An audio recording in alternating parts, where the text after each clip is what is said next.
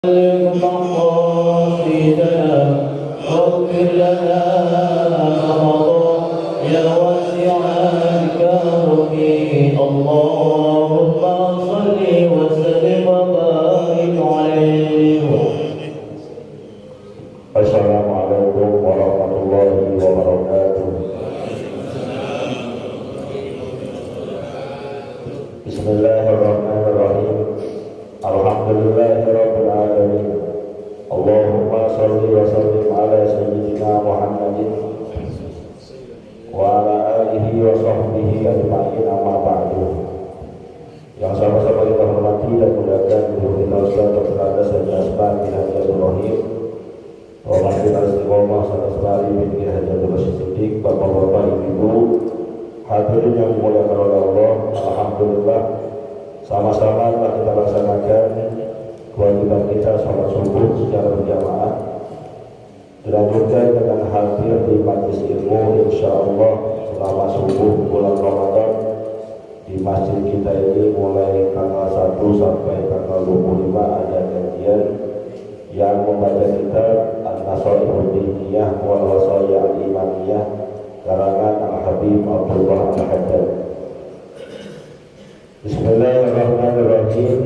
Qala al-mu'allif rahimahullahu ta'ala wa iyyaka wal qaswa wa hiya yulabul qalbi wa jumuduhu hatta la yata'athara bil mawlisah.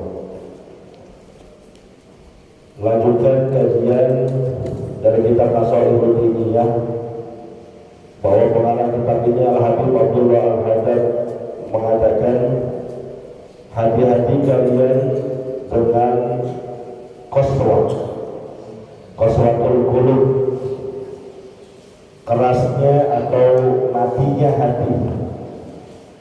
Wahia, yaitu maksudnya ghilazul qalbi wa jumuduhu, hati menjadi keras, menjadi beku, hatta la yata'athara bil mawlisah, sehingga bagi orang-orang yang hatinya keras ini, hatinya beku ini tidak pengaruh dengan nasihat-nasihat. Hadirin yang dimuliakan oleh Allah Subhanahu wa taala, kita semua pasti punya hati. Yang kata Nabi kita Muhammad sallallahu alaihi wasallam, ala inna jasad wajhu idza saluha saluha sa'iru amali wa idza fasadat fasada sa'iru amali. Bahwa dalam diri manusia ada sekerat daging yang apabila kualitasnya baik, maka amal perbuatan manusia akan menjadi baik dengannya. Tapi kalau kualitasnya jelek, maka amal perbuatan manusia akan jelek dengannya. Ala wahyal qalbu, ketahuilah bahwa yang dimaksudkan dengan sekerat daging itu adalah hati. Maka hati manusia tipenya macam-macam. Ada yang lembut, qalbun layyin.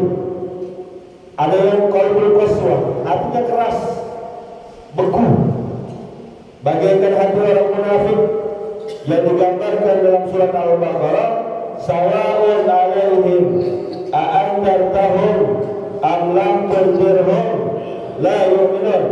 Itu orang-orang yang hatinya keras, yang hatinya beku, sama aja atas mereka. Kamu kasih peringatan, kamu kasih nasihat, ataupun tidak kamu kasih peringatan dan nasihat, la yu'minun, mereka tidak bakal percaya. Orang kalau hatinya udah keras, orang kalau hatinya udah beku, mau dengar ceramah berkali-kali, suara speaker masjid sampai ke rumahnya sekalipun, la yu'minun, atau dalam bahasanya Al-Habib Abdullah Al-Haddad, la yata'athar, nggak ngaruh. Mau ceramah sampai doang juga, mau didatengin juga, mau dibilangin baik-baik juga, kagak ngaruh, nggak bakal jadi berubah baik juga. Dan orang kalau hatinya udah keras, timbul dari dia sifat-sifat yang tidak diridhoi oleh Allah Subhanahu wa taala. Sifat sombong, ujub, serakah, dengki, kesel, gedeg. Ada kan orang bawaannya gedeg aja? Ada nggak? Bawaannya kesel aja sama orang. Mau orang itu benar kayak, mau orang itu salah kayak, kalau kita udah gedeg aja udah. Walaupun perbuatannya benar, walaupun perbuatannya bagus, tapi karena hatinya beku, hatinya keras, bawaannya udah gedeg aja sama orang, bawaannya udah kesel aja sama orang, tetap aja gedeg. Tetap aja tuh orang yang dia gedegin, yang dikeselin, dianggap jelek. Ada orang datang ke rumahnya, bawain makanan, kan cakep tuh bawain makanan, hadiah. Namanya orang berpuasa itu suka bagi-bagi makanan, saling memberi. Ketika yang terima itu hatinya kesel, hatinya gedeg, diterima, komentarnya, lah makanan kayak gini lo kasih gua, timbang gorengan tahu sama lontong, gua juga bisa beli. Nggak ada terima kasihnya, nggak ada syukurnya. Kenapa? Emang udah gedeg bawaannya, udah kesel bawaannya. Besoknya nggak dibawain makanan, cuman lewat doang nenteng, nggak dibawain makanan. Komentarnya apa? Beli doang banyak, nenteng doang banyak, nggak dibagi-bagi dikit gitu. Dibagi salah, nggak dibagi. Kenapa sebabnya? Kesel, gedeg. Itu muaranya, sumbernya hati yang keras, hati yang beku. Maka hati-hati. Ulama menjelaskan ada beberapa sebab yang bisa bikin hati kita beku, yang bisa bikin hati kita keras. Dinasihatin kagak mempan, dibilangin kagak ngaruh. Ini orang model begini lontong, keras kepala, banget, parfum. Dinasihatin gak mempan, dibilangin kagak ngaruh. Ini bulan puasa, lu masa gak malu sama anak kecil usia 7-8 tahun, anak SD puasa, lu udah gede, udah bangkotan, masih ngopi di pinggir jalan, masih ngerokok di pinggir jalan. Ya ini ngapain? Yang gak puasa gua. Kalaupun gua masuk neraka, banyak badan gua. Apa urusannya sama lu itu? Sawa'un alaihim a'antar tahun amlam tundirhum, lalu kagak ngaruh lu mau bilangin apa kagak. Maka hati yang keras ini sebabnya kata ulama, diantaranya pertama, kafratul dhahak, kasratul dhahki, banyak ketawa, banyak guyon, banyak banyol. Hati-hati. Bukan gak boleh ketawa, bukan gak boleh guyon, sedang gurau silahkan. Bahkan baginda Rasulullah Sallallahu Alaihi Wasallam termasuk orang yang terkadang guyon dan bersandiwara, tapi porsinya gak terlalu banyak. Makanya baginda Rasulullah Sallallahu Alaihi Wasallam pernah bersabda, "Lau ta'lamuna ma a'lamu, la dhahiktum qalila, wa la bakaitum katsira." Kata baginda Rasulullah Sallallahu Alaihi Wasallam, kalau seandainya kalian tahu apa yang aku tahu, pasti kalian akan tertawa sedikit, nangisnya banyak. Sekarang selama hidup ini kita banyakkan nangisnya dan banyakkan ketawanya. Pak, kita banyakkan nangisnya atau banyakkan ketawanya? Banyakkan ketawanya, wajar, karena apa yang kita tahu tidak seperti yang diketahui oleh Rasulullah Sallallahu Alaihi Wasallam.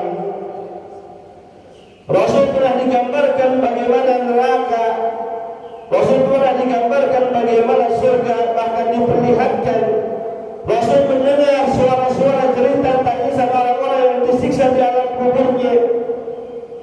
Kalau kita kan kagak.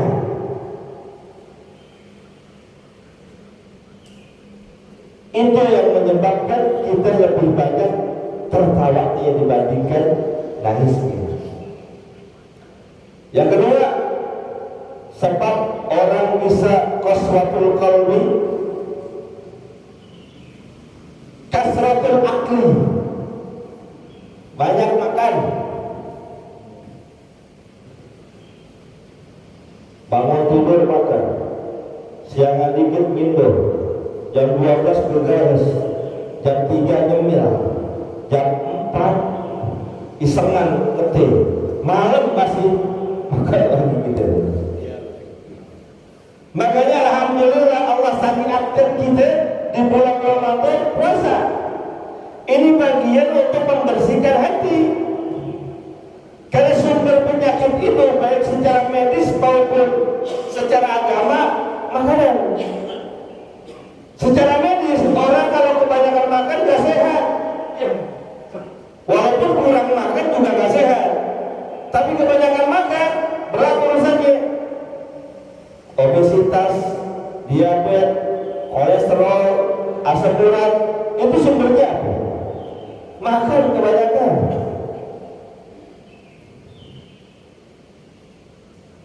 Maka Allah Subhanahu wa Ta'ala tahu kebutuhan kita. Dikirimkanlah bulan Ramadan, disyariatkanlah kita berpuasa supaya hati kita bersih. Cuma kadang Allah udah setting kayak gini, makan kita dikit-dikitin, cuma sahur atau buka berpuasa doang. Cuma kadang-kadang nolong setara juga gitu. Habis terawih masih nambah bolak semangkuk. Mau tidur lihat gorengan bekas buka sayang ini daripada mubazir dimakan aja lagi. Bangun jam 2 setengah 3 karena istri yang masak, minta bikinin teh manis. Teh manis nggak enak sendirian, tambahin ada telur ceplok ataupun indomie. Giliran sahur makan aja lagi. Jadi puasanya bukan mempersedikit makan, tapi memindahkan waktu makan yang tadinya siang menjadi malam. Sehingga tujuannya agar hati kita menjadi bersih, kurang juga. Maka seandainya ada orang Allah sudah syariatkan di bulan Ramadan ini nggak puasa, padahal dengan puasa harapannya hatinya menjadi bersih, dia tetap nggak puasa juga. Ya kotor terus hati, beku terus hati, mati terus hati. Dua, kasratul. Pertama, kasratul akli, banyak makan. Yang kedua, kasratul dohki, banyak ketawa. Yang ketiga, kasratul kalami, banyak ngomong yang omongannya tidak mendatangkan manfaat apa-apa, sehingga kadang-kadang omongannya bisa nyakitin orang lain. Omongannya ada unsur kebohongan, omongannya ada unsur kesombongan. Hati-hati. Makanya baginda Rasulullah SAW mengingatkan, man kana yu'minu billahi wal yawmil akhir falyaqul khairan aw liyasmut. Siapa orang yang beriman kepada Allah, beriman kepada hari kiamat, hendaklah dia ngomong yang baik-baik aja. Kalau nggak bisa ngomong yang baik, diam lebih baik buat dirinya. Kita kan mulut ini memang Allah ciptakan tidak bertulang lisan dan lidah kita. Yang kadang-kadang dari pukul subuh sampai isya ngobrol nggak berhenti-berhenti, kagak ada rasa capek-capeknya. Perlu dikurang, perlu dikondisikan. Maka Allah kirimkan ibadah puasa agar naluri bicara kita dikurangi. Kan badan lemes ya, nggak masuk energi. Daripada ngomong nggak kelar-kelar, mendingan lu tidur istirahat. Makanya pancingannya kata ulama, wasubbuhu tasbihun, diamnya orang berpuasa bernilai tasbih. Kenapa bisa bernilai tasbih? Karena diamnya itu menghentikan dari perbuatan kemaksiatan. Diamnya itu menyebabkan mulutnya nggak ngomong sembarangan. Diamnya itu menyebabkan mulutnya nggak berkicau yang menyakiti hati orang lain, yang memfitnah orang menggibah orang lain.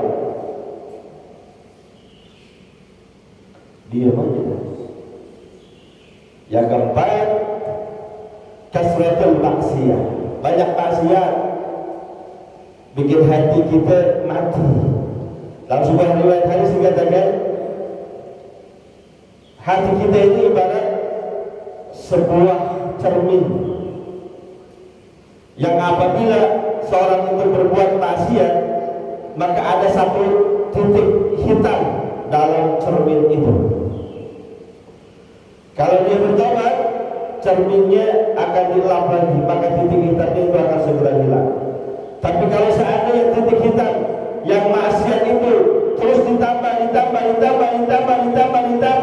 yang tadinya cuma satu titik hitam menjadi titik yang sangat banyak, bahkan menutupi cerminnya, maka fungsi cermin itu akan hilang. Karena udah butaknya, udah gelapnya, disebabkan kebanyakan titik-titik maksiat.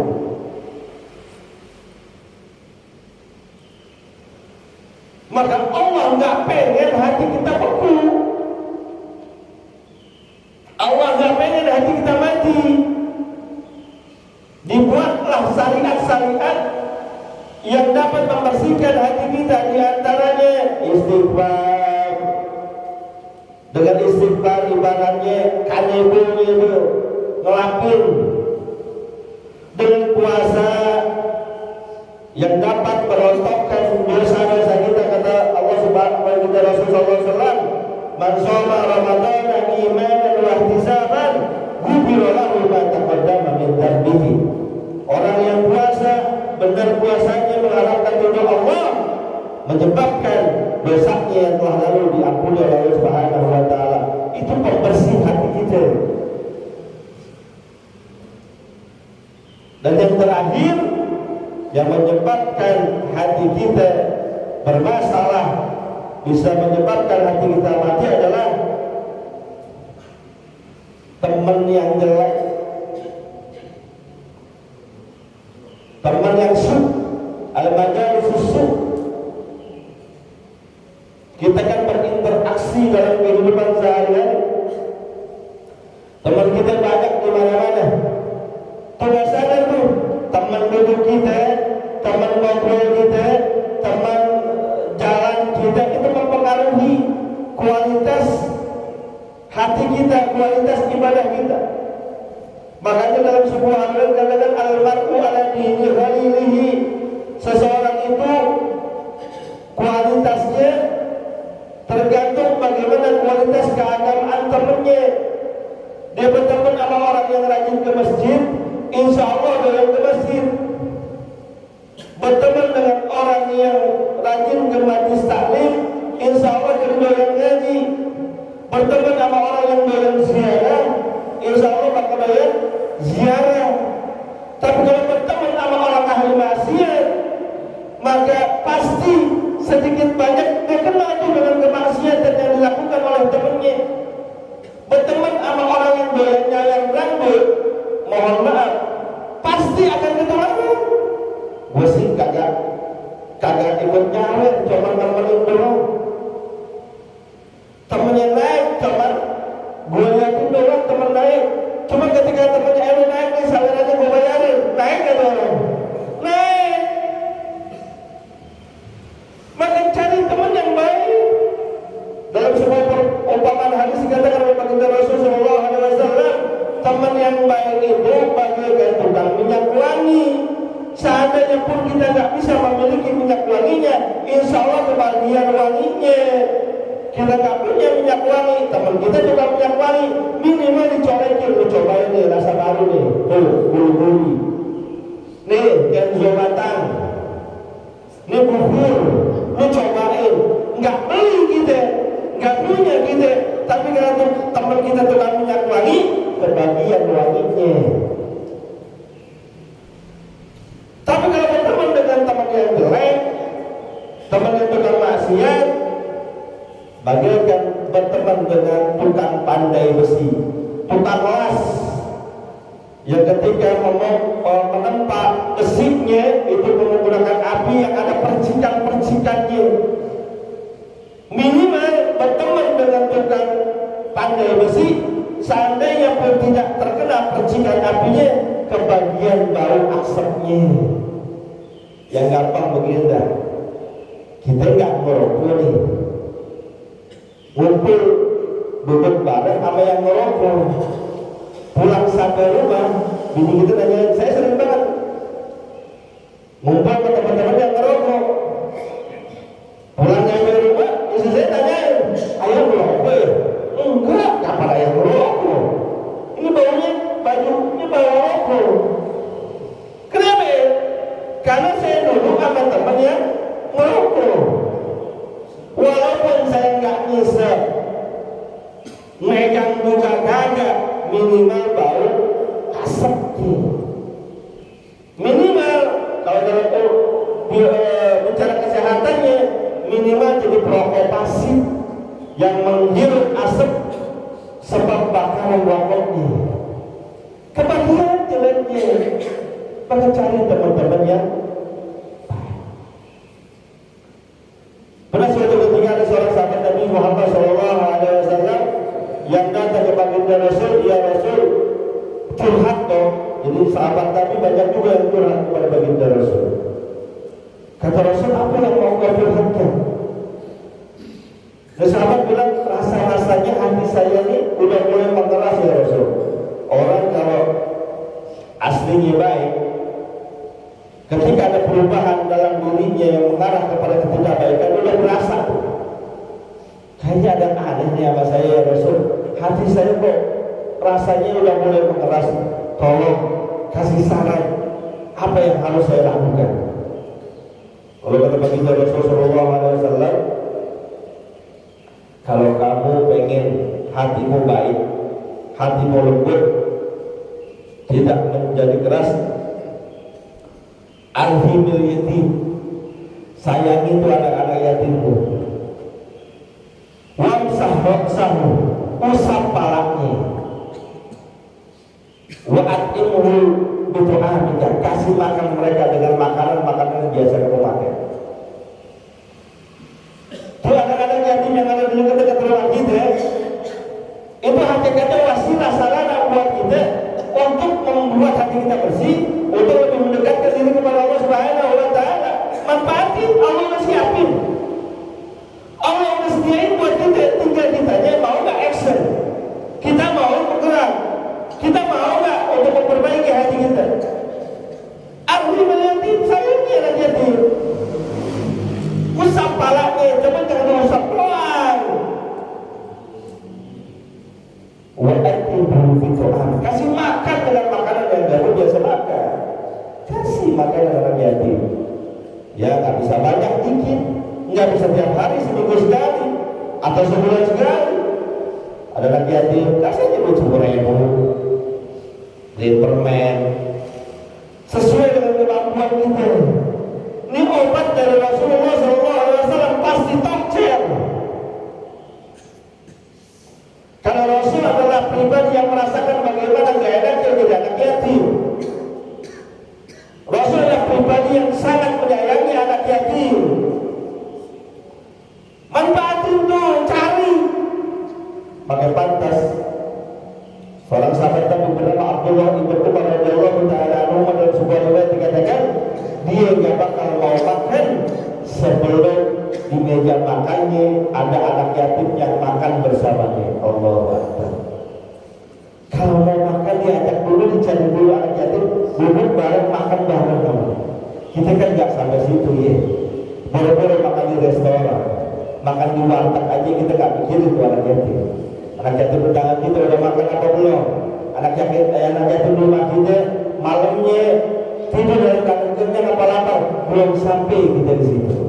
Mudah-mudahan Allah Subhanahu wa Ta'ala jadikan kita orang-orang yang hatinya hidup, hatinya lembut melalui sarana yang diperintahkan Allah Subhanahu wa Ta'ala, di antaranya mengasihi anak-anak yatim kita. Al-Fatihah.